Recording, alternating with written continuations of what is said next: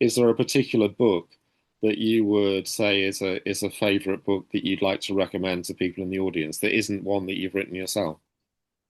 Yeah, by an Icelandic author, or It could be anybody. Yeah, anybody you like. I think I would have to say, like, talking about kind of ghost stories, haunted stories. Even though I'm like, I kind of like the realistic approach to crime fiction, but I do love one story that kind of has like this supernatural element to it, and that's by Yrsa Sigurðardóttir. It's called I Remember You, Okay.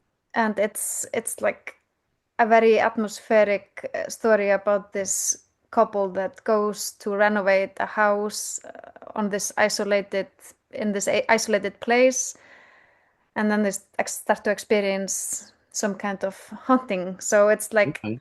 it's Interesting. like even though it's I know it's not everyone's thing to read about supernatural stuff, but this she manages to do it without it ever being like unrealistic, if that makes sense. Yeah, yeah, yeah. Like Okay. the only book that I've been afraid to read, it's like Interesting. yeah, I wasn't I was living alone when I was reading it, and I was not okay at the night in the night going to sleep. I was like scared. No, yeah, I had that Yeah, I feeling do love. once. Have you ever come across Susan Hill's book, The Woman in Black?